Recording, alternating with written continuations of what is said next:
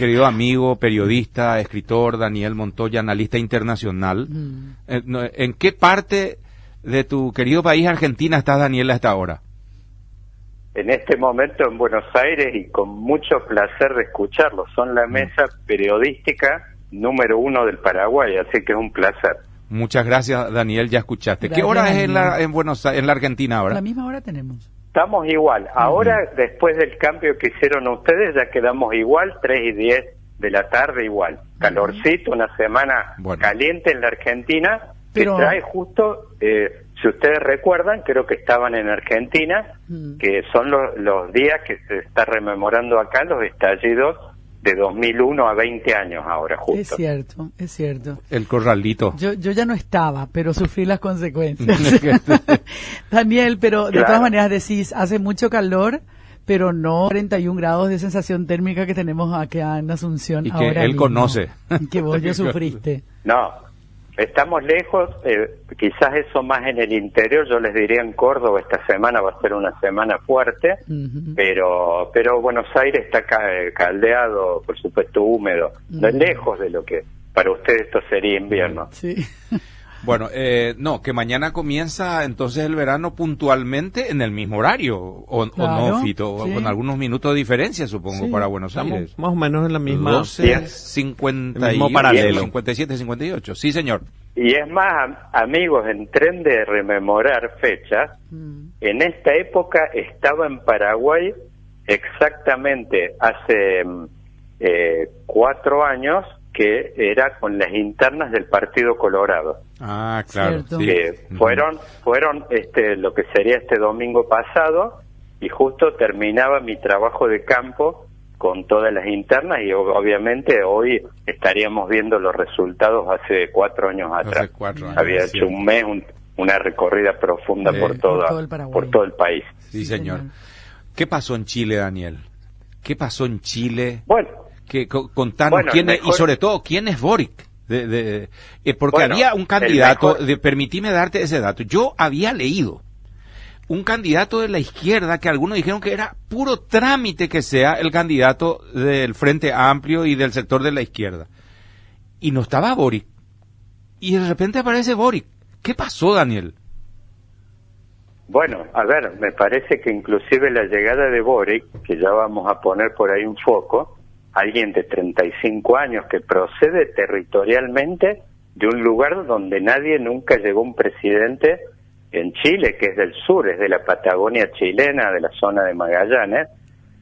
¿Cómo llega esto? Que, digamos, un líder que hace 2 años estaba encabezando por ahí revueltas estudiantiles en Chile, pero es un proceso que viene enganchado, hemos visto hace poco, el tema de llegando a la constituyente a gente que no tenía ningún tipo prácticamente de participación y de experiencia en la política, que era su debut, su baño de su bautismo de fuego en la política, y cómo colapsaron todos los espacios políticos tradicionales, yo les diría, todo el centro político de Chile, que de alguna forma había liderado todo el proceso de lo que fue después, digamos, después del pinochetismo en Chile. Bueno, a ver, ¿qué pasó? Que se despistó el mejor alumno del grado. Chile era el lugar donde prácticamente el faro, que estábamos todos mirando acá en Latinoamérica, el ejemplo de una transición muy exitosa después de la dictadura de un país, digamos, que había logrado estabilizarse, había logrado décadas de crecimiento, pero no solo que Chile tuvo espectaculares resultados en el plano económico, y también en cierta forma uno puede decir las experiencias políticas, vimos cómo se fueron integrando esta fuerza que lideró, digamos, Chile mucho durante los años 90, con personajes muy emblemáticos como Ricardo Lagos, la Concertación, cómo se fue integrando eso, pero no solo tuvieron números espectaculares en el terreno del crecimiento, sino también en la reducción de la pobreza. Chile es un ejemplo claro de un país, digamos, que ha tenido también un éxito resonante en lo que fue la reducción de la pobreza en las últimas décadas. Entonces, llama la atención que en un momento uno dice crecimiento económico, reducción de la pobreza, calma política, cómo pudo esto desbarrancarse en un momento. Y bueno, es porque en Chile es como que uno siempre analiza por ahí, si uno piensa esto en términos de lado A y lado B, la verdad una de las cosas que ellos fueron escondiendo mucha tierra debajo de la alfombra durante décadas, que era un escandaloso proceso de crecimiento de la desigualdad y en cierta forma el tema de, acá está muy popularizado en Argentina en este momento, sobre todo por Javier Milei, ese concepto de casta política. Bueno, en Chile una casta política muy,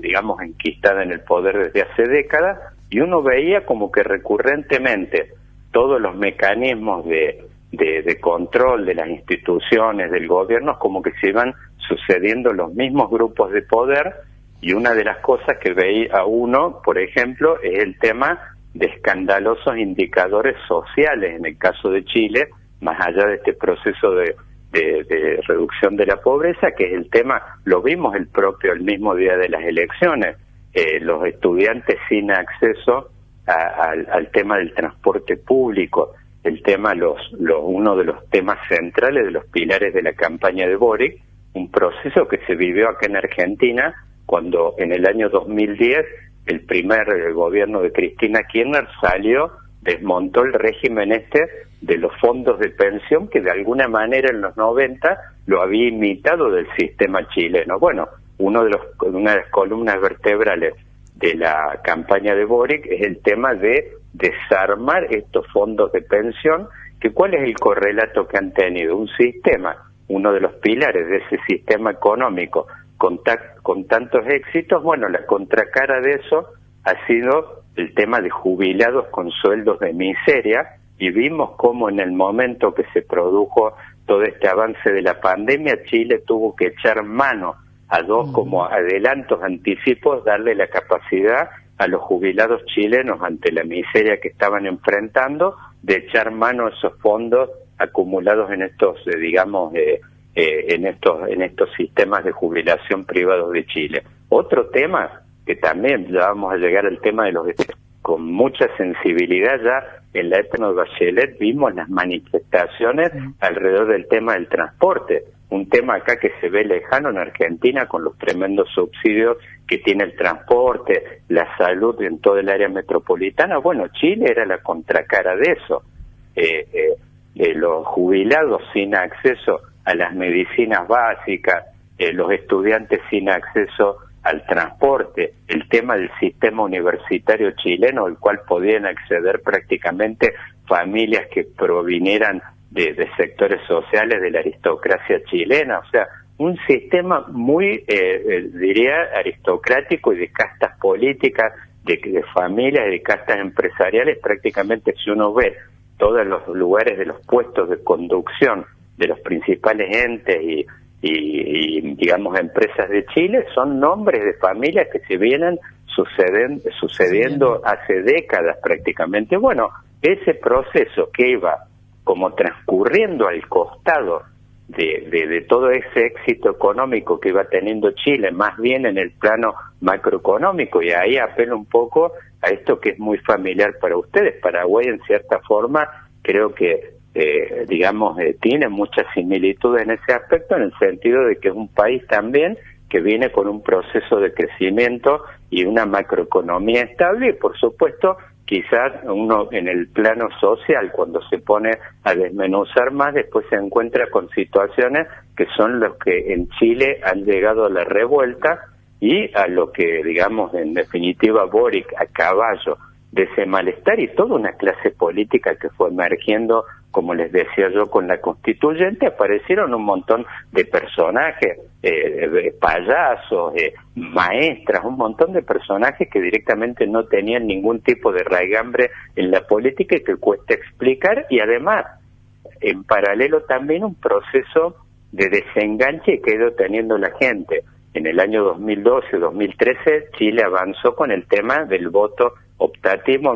Hemos visto cómo se han ido desinteresando los chilenos de la política y prácticamente estamos hablando de unos 30-40 puntos de caída en la participación en poco más de una década. Eso está hablando en cierta forma de cómo los chilenos, ante un sistema político en el cual no encontraban respuestas de ningún tipo, se han ido desenganchando y desencantando de la política. Eso explica cómo un personaje que hace 2 años, un pibe prácticamente, que podría ser quizás hasta hijos de alguno de nosotros, bueno, se fueron desenganchando, y uno los ve, digamos, cómo han ido adquiriendo protagonismo en este momento, esa clase que nació al calor de este sistema aristocrático que fue dejando un montón de gente al costado con éxito, que no se pueden negar en los planos macro, pero cuando uno pone quizás el microscopio se encuentra con otra realidad. Por eso es que, Daniel, cuando se da la primera vuelta de las elecciones en Chile y saca una leve ventaja, pero ventaja al fin el candidato de la ultraderecha, José Antonio Kast, es que había una cuestión que no se compadecía con esa revuelta de hace 2 años, ¿verdad? Porque justamente esa explosión social que se dio en Chile en el 2019 era justamente en contra de una constitución pinochetista que obviamente no contemplaba a muchos sectores de la sociedad chilena, ¿verdad? Entonces era como una contradicción total, era esquizofrénico que después de esas revueltas y buscando justamente una nueva constitución eligieran a un presidente que tenía un signo absolutamente contrario a todo lo que esos grupos de personas, esa multitud en las calles reclamaba, Daniel. Entonces ahora como que se compone un poco la situación con esta victoria de Boric en la segunda vuelta. Bueno, esto, Menchi, tiene que ver, y justo hablábamos recién del 2001, no nos olvidemos que Menem acá en su momento quiso volver en 2003 y sacó ganó la primera vuelta con un 24% de los votos. O sea, un sistema de exclusión, por supuesto no de la magnitud de esto que estaba ocurriendo en Chile, pero vos tenés un segmento de la sociedad, de las clases medias altas y altas, obviamente, que se beneficia de ese sistema. Esto sigue sosteniendo y le da un nivel de competitividad, por supuesto, un piso electoral, yo diría, quizás de 25-30% a la derecha, y una derecha dura en Chile, y que por supuesto hoy hemos visto, lo recibe a Boric con un baño de realidad en el plano de los mercados. Hemos visto el derrumbe que han tenido los mercados, porque obviamente la fortaleza, este es un proceso, hemos visto hace poco, inclusive con el triunfo también de Castillo en Perú, se abre un gran signo de interrogante, que es ver cómo los chilenos logran pasar un elefante por una cerradura, que de alguna forma combinar, como ocurrió en su momento con Lula en Brasil con mucho éxito, un proceso de estabilidad macroeconómica, desmontando un montón de dispositivos y de mecanismos de exclusión que están, digamos, que son implícitos. Hoy, por ejemplo, Boric, una de las banderas más preciadas de él es el tema medioambiental. Sí. Sabemos el gran éxito que tienen este tema de las salmoneras chilenas, que me imagino el salmón al que acceden en los restaurantes en Paraguay, mucho debe provenir de ahí. Acá en Argentina ocurre lo mismo. Bueno, esas salmoneras que provienen de Noruega trabajan con estándares medioambientales que dejan mucho que desear respecto a los estándares medioambientales que ellos usan allá en Noruega.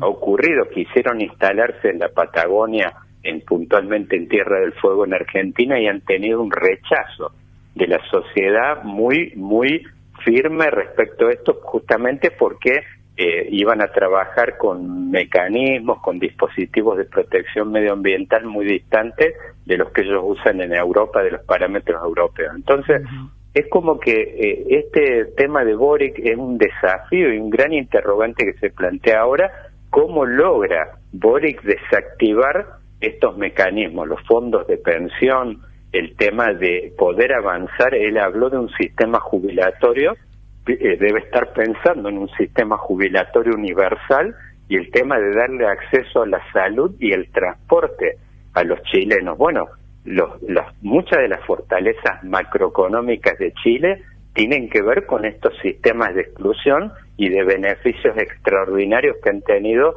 ciertas empresas y ciertos actores económicos. Bueno, vamos a ver cómo logra. Yo creo que está claro, él ha dado señales concretas. Me parece que cualquier proceso ahora latinoamericano, Lula muy probablemente vuelva al poder en Brasil el año que viene, Bolsonaro no tiene competitividad ni siquiera para pasar, yo diría, una segunda vuelta. Bueno, el gran desafío que se plantea en este momento en Latinoamérica, con este revival que están teniendo las izquierdas o las centroizquierdas, es justamente cómo logran compaginar estas, variables de estabilidad macroeconómica, el éxito que han tenido en domar a la inflación, en tener tasas de crecimiento. Chile este año tiene un crecimiento proyectado de 11%. Bueno, el tema es cómo logran sostener esto con un proceso de distribución, de inclusión y de promoción de la igualdad y desmontar mecanismos con los cuales, digamos, han sido, así como hablan de los paraísos fiscales, bueno, Chile ha sido, en cierta forma, esto que le estaba hablando de las salmoneras, un paraíso medioambiental y paraísos, por ejemplo, para este tema de los fondos de pensión. Hemos visto los retiros, los jubilados, los ancianos chilenos pasando hambre prácticamente, y Piñera tuvo que darles la posibilidad de que extrajeran estos fondos ahorrados justamente para poder compensar esto. Bueno, el tema es cómo desmonta esto, es un proceso muy delicado, y sabemos que Chile es un país que tiene mucha estabilidad y tiene sectores de derecha muy reaccionarios, sectores, digamos, que están muy enquistados, un proceso, prácticamente estamos hablando del pinochetismo de principios de los 80. Entonces, el tema es ir desmontando todos estos, sistemas de exclusión que están prácticamente, yo les diría que son parte hasta de la bandera chilena prácticamente. Daniel, Fito te saluda. El proceso constituyente, hola, Fito. ¿Cómo estamos? El proceso constituyente en Chile le dio la fuerza que necesitaba a Boric, o Boric le va a dar fuerza al proceso constituyente con esta victoria. Bueno, ahí, Fito, es un gran parte de los desafíos, y no mencioné este en particular. El tema es que esa constituyente chilena es una bomba de tiempo, o sea, tiene adentro metido, la derecha tiene un piso, por supuesto no logró un piso para poder imponer una agenda, pero tiene un piso lo suficientemente importante para tener veto sobre la nueva constitución que salga de ahí. Entonces, ese es un proceso, yo te diría que hay una probabilidad altísima, y va a ser el primer test de Boric, el tema de que este proceso constitucional, que está prácticamente destinado al fracaso en la medida de que no haya un espíritu de negociación y de pragmatismo muy grande por parte de estos sectores nuevos que han ganado participación, ya que el propio mecanismo constitucional te impone prácticamente reglas de consenso universales, como que si todos los actores, todos los sectores no están de acuerdo, eso no va a pasar. Esa constitución está, digamos, herida de muerte de entrada. Entonces, me parece que para Boric, en lo que decías vos en tu pregunta, me parece que el test de él va a ser, me parece que cargarse al hombro este proceso, y ahí es donde va a mostrar él qué muñeca tiene con esto. Él habló de desmontar muchos mecanismos de exclusión que están vivos y muy activos en Chile. Bueno, justamente en el caso de esta constituyente, para poder destrabar y avanzar en el tema realmente de tener una constitución que garantice derechos sociales y que deje al pinochetismo atrás, que lo entierre definitivamente, bueno, va a tener que tener muchas concesiones con estos sectores de derecha. O sea, lo que va a salir seguramente, como ocurre todas las veces, Fito, en la política, la verdad que la mejor política, la buena política es la que no deja contento a ninguno. O sea, es la que generalmente salen cosas. Boric va a tener que demostrar ahí su muñeca, su pragmatismo, para aceptar, digamos, lo peor que le podría ocurrir a Boric como test político, que esto no salga, que sea bloqueado por estos sectores de derecha y de centro derecha. Entonces me parece que lo que Boric tendría que tomar y encaminar esto, y va a ser un test en definitiva de gobernabilidad para él, es encauzar esto, por supuesto aceptando los condicionamientos que tiene naturalmente. La política, por definición, es consenso, y la realidad es que la derecha en Chile tiene capacidad de fuego para imponer o para limitar o para tabicar el tema de ciertas aspiraciones. Por supuesto que tiene Chile una agenda de una deuda social enorme, obviamente que van a tener que moderar expectativas, y me parece que es como que le quedó una papa caliente, un gran desafío a un pibe de 35 años con poca experiencia en la política, yo diría no en la militancia, pero sí en la política por ahí orgánica. Tiene el gran desafío de sacar esto adelante con convicción, pero también con pragmatismo. Daniel, gracias por tu tiempo, muy amable. Por favor, les mando un fuerte abrazo. Igual para Oscar, ti. Y les deseo felices fiestas. Igualmente, Daniel. Felices fiestas. Igualmente, Daniel. Felices fiestas. Igualmente, Daniel.